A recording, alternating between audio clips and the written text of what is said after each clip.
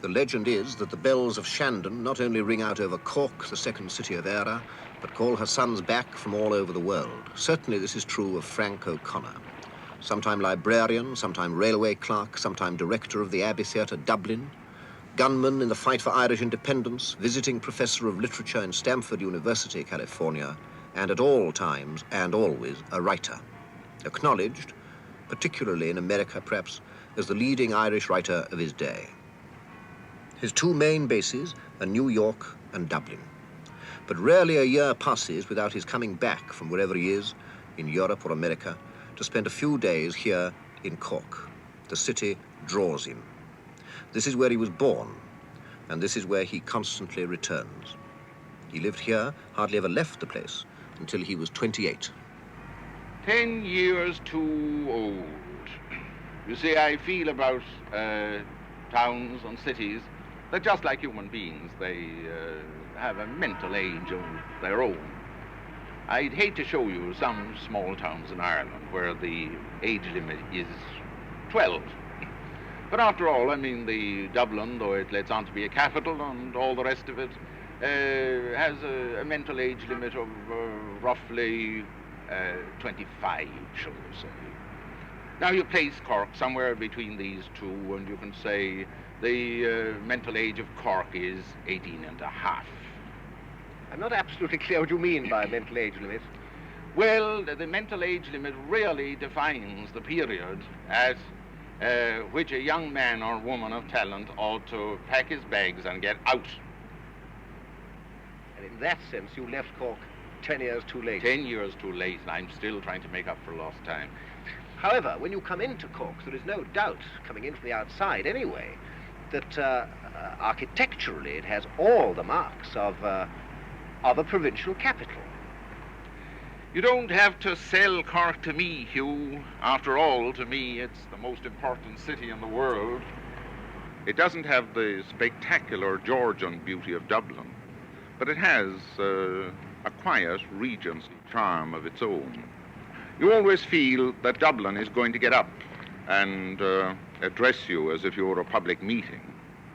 But in Cork, you get the impression that at any moment you may meet one of Jane Austen's old ladies among the bow-fronted houses. And I suppose it is good to see pretty things before you're old enough to appreciate them, to have the feeling of beauty before you get the idea of it. But for me, the beautiful houses are just places where Mother worked as a charwoman and where I went to pick her up at 6 o'clock. The Mardyke, it's a bit of a mess nowadays, I'm afraid, is where I used to dream of taking a girl one night after dark. And never did, because I was afraid she'd notice the patch in my trousers. Beauty you've lived with up to the age of 16 isn't in your head. Actually, I'm the last to notice it. But it's there inside you all right, like your blood and bones. All the same, though the outside looks fine, it's a different matter when you have to live here. There's that business of mental age, for instance. I don't know exactly how you judge the mental age of a town, but one way is certainly by its bookshops and libraries, art galleries and theaters and concerts. And if you judge Cork by these, you'll see that 18 and a half isn't an unfair estimate. Of course, that's largely the influence of a church which is provincial to the core. I know that Bonn University in Germany was recently searching for a complete set of the work of Liam O'Flaherty, a fine writer by any standard, and all the libraries in Ireland put together couldn't produce a set. I'm quite certain they couldn't produce a set of mine. 4, or is it 5 of my books are banned by law? You may say that my books are bad, but surely you'd expect a city like this to have a complete set of the works of even its worst writer. That's what I call provincialism. To be provincial is to be deprived. I suppose the mark of provincialism is the fact that there's no intellectual atmosphere in which a man can grow up, in which he can develop himself fully after the age of 18 or 20 or even 25. There's something that happens in him after that. I think he tends to become bitter, to be disappointed, to resent other people's achievement, and to belittle it. In a town like Cork, you'd be astonished at the dirtiness of people's tongues, merely because they haven't themselves achieved all that was in them to achieve. I think that's the secret of provincial humor, which is nearly always malicious and always belittling. There must be some advantage, however, in living on the periphery rather than in the center. There's an immense advantage. I find it awfully hard to define. I think all great literature, if you like, begins in the provinces, because it's in the provinces, it's in a city like this that character is shaped. And up to a certain point, character is all that matters. After that, individuality has to take over, and somehow or other, the man's full individuality must be expressed.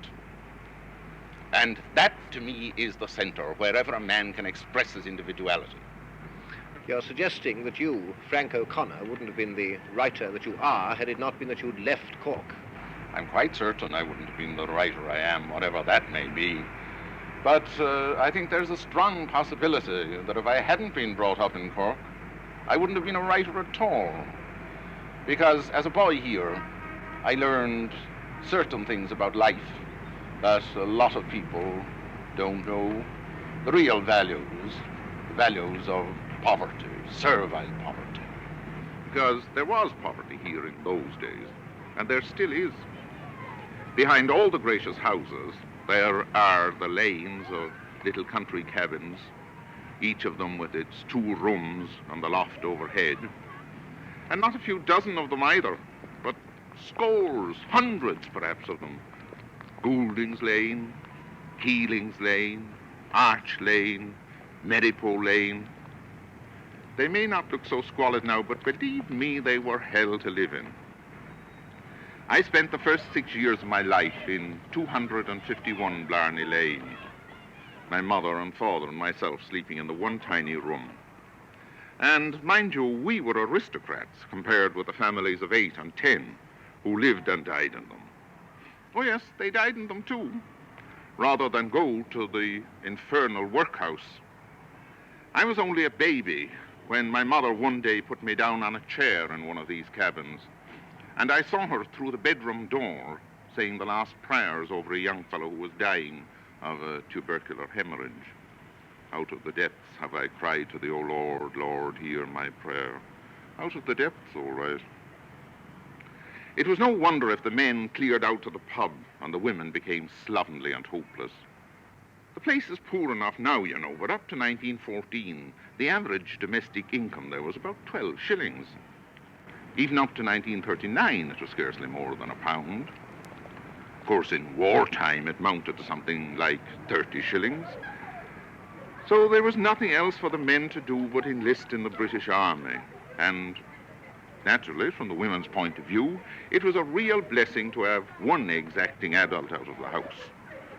1914 to 1918 was in some ways the happiest period of my life. But there was more than that to it. Those old sweats who went off to die so that their wives could have the separation money, the women who used it to bring up large families in 2 rooms, had heroic stuff in them. Old soldiers become a sort of secret society, you know. They know what war is really like. And we who came out of the slums are a secret society too. We know what that poverty was like, and we allow no outsider to criticize one of us. That sense of community is something that belongs to the provincial town. It has a set of moral standards all its own, and the standards are so forthright that they give the individual the chance of breaking them as a responsible moral agent. Because, ultimately, of course, break them he must. since, as Yeats once said to me, the ethical impulse always breaks the ethical law. Whether or not O'Connor would claim formally to have broken the ethical law, he certainly broke with convention, broke away from these surroundings and this life, broke away from the city itself. In a word, he became an adventurer, and particularly an adventurer with words. Away from Cork, he writes plays and poems, articles and biographies and translations and novels, but all the time drawing his material overwhelmingly from the houses and the streets and the people he knew in this place when he was young. And in these writings about the elegance of the North Mall or the river reaches, or the old bandstand where as a boy he used to go on Sundays to listen to his father playing in the band, the form he has chosen above all is the short story. So that W.B. Yeats was once moved to say that O'Connor was doing for Ireland what Chekhov did for Russia. In the final analysis, O'Connor would, I think, be quite happy to be described simply as a short story writer. Yes, I suspect one can't really be anything else.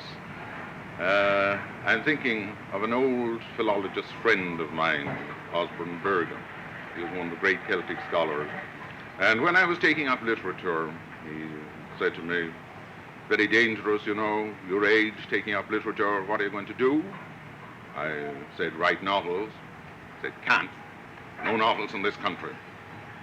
I said, well, perhaps I'll write short stories. He said, yes, you might get a few short stories. I'm not clear why he said that. You must educate me.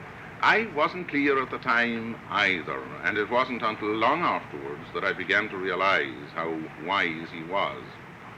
What he really implied was that there wasn't a scope in Ireland for the moral development of a character from beginning to end, which is necessary in a novel.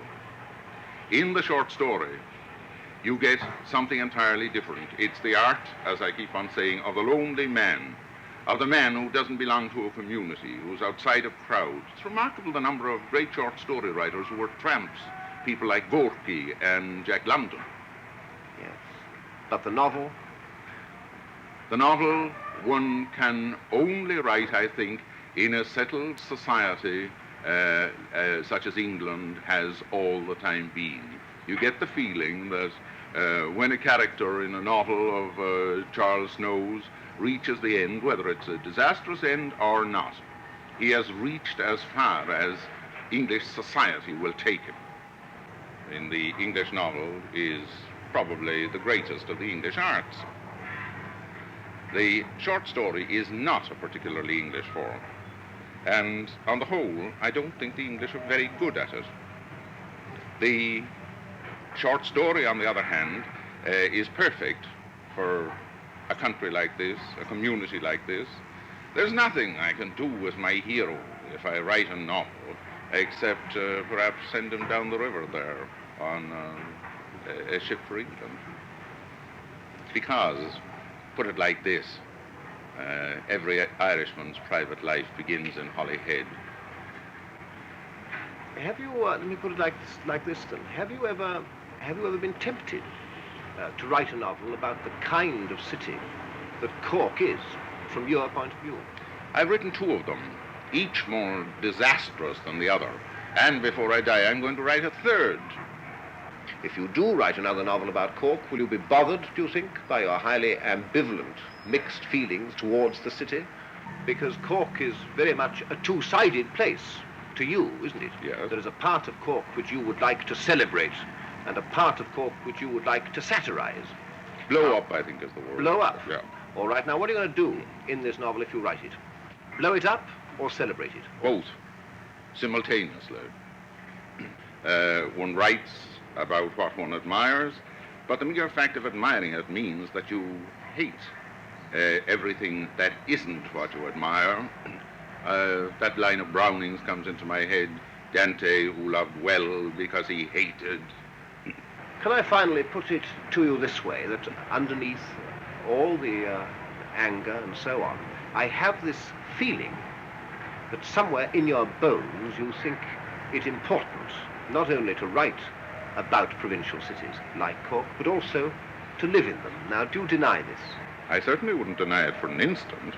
A city like this, with a population of 100,000, is ideal for the writer. It means you can know every class, from the poorest people in the lanes up to the rich people who live up there in Montanati. And I have a feeling that at one time, Cork, for a short time at least, during the reign of Cormac McCarthy, was a real European capital. It's ceased to be that, and the problem now is how it's going to recreate a life for itself, a life in which a man can live completely from the cradle to the grave. That is, I think, a problem not only for Cork, but for the whole of Western European civilization. I think life has to start flowing back into the smaller places. I think Metropolis ended with Hiroshima. People have got to live a much less specialized form of life, much more a community form of life. And my feeling about this city is either people make a success of it or Western Europe is finished.